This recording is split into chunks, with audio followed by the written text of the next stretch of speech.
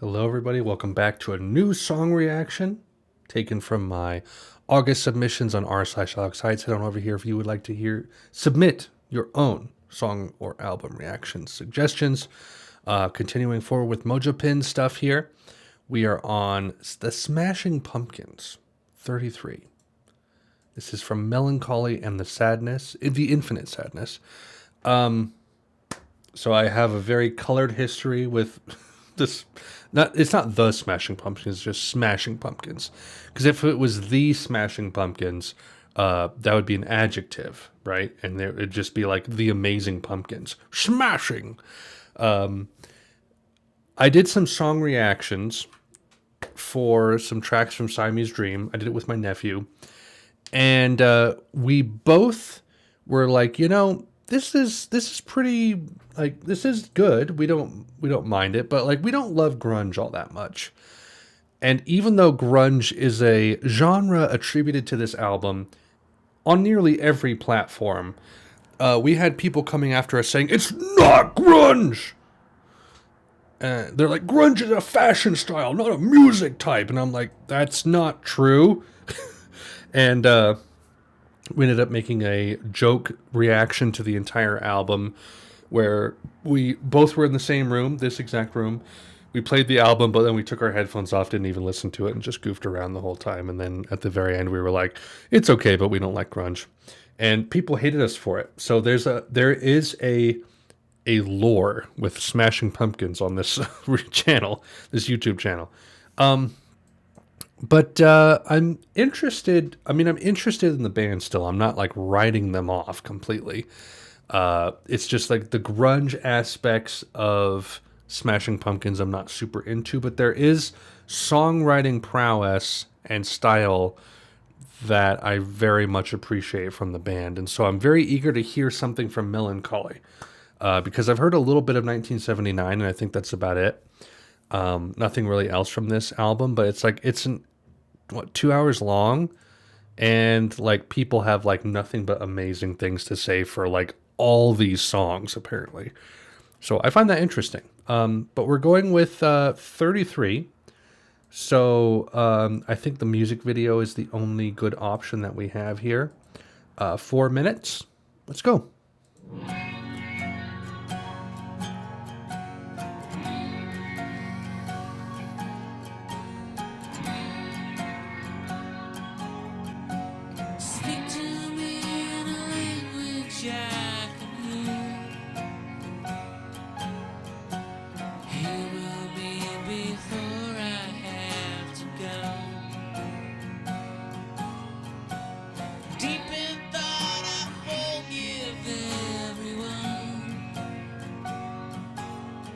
As the cluttered streets greet me once again, I know I can't be late. Supper's waiting on the table. Tomorrow's just an excuse away.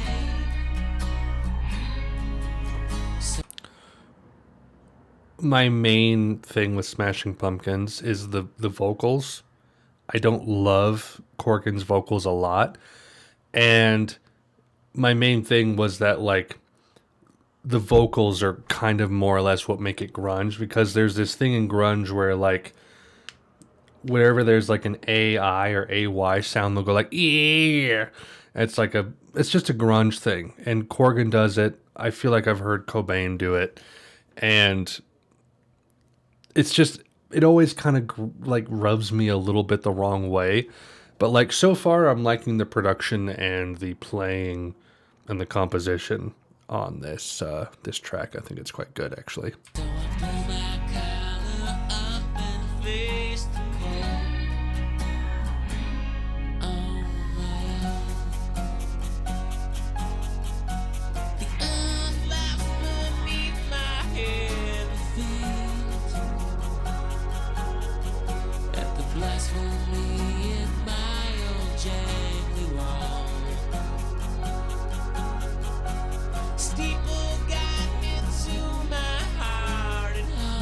Merely.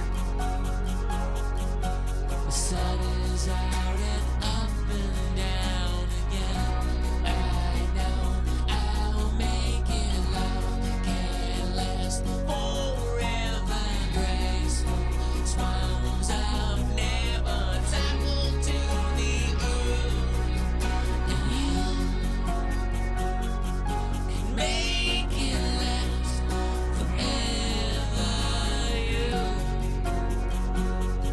can make it last forever. You can make it last. And for a moment I lose myself, wrapped up in the pleasures of the world. Journeyed here and there and back again, but in the same old haunts I still find friends. Mysteries not ready to reveal, sympathies I'm ready to return. I'll make the effort. Life can't last forever. Graceful swans I've never toppled to the earth. Tomorrow's just an excuse. Tomorrow's just an excuse. And you can make it last forever. You can make it last forever. You can make it last forever.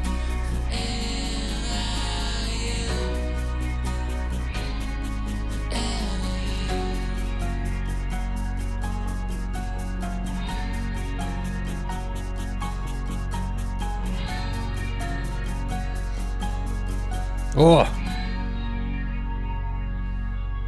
the sadness is infinite.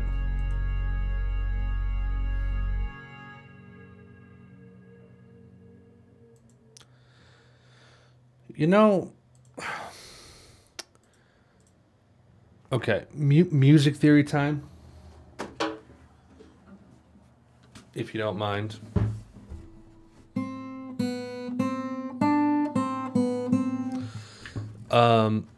There is a very effective motif that a lot of alt rock, even mainstream rock will do this, where you have like a melody, a little, motif, and you just repeat that over multiple chords. So it's like you have let's say you have the tonic, and you just keep it going with other chords. And that's what this song was doing. A very common thing to do. I don't know about back then in '95, but it is a motif that I've heard multiple times.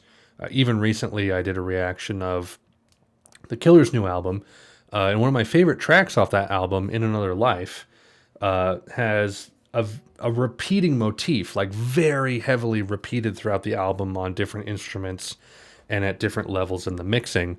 But you keep hearing it over and over. And this track did the same thing. Obviously, I just played it. And it's a very effective thing to do because it's like an anchor where it's like, here's a catchy melody and you're always hearing it on top of new chords, and it gives it a fresh flavor each time you hear it. And so even though you're hearing the same motif over and over and over, it doesn't get old per se because you're hearing it on new chords and in new contexts. That's probably my favorite Smashing Pumpkins song I've heard so far. I think that was quite solid, actually. Do I love it? No. Do I like it? Yes. A fair amount, actually. Again, Corrigan's vocals don't exactly sit perfectly with me, but I liked the songwriting on that song. I thought that was quite good, quite solid actually. And I feel like even though I've heard that one song from this album, I still have no idea what this album sounds like at all, because there's just like all kinds of random genres attributed to it. But anyway, I hope you guys enjoyed the video. Thank you so much for watching. Until next time, Godspeed.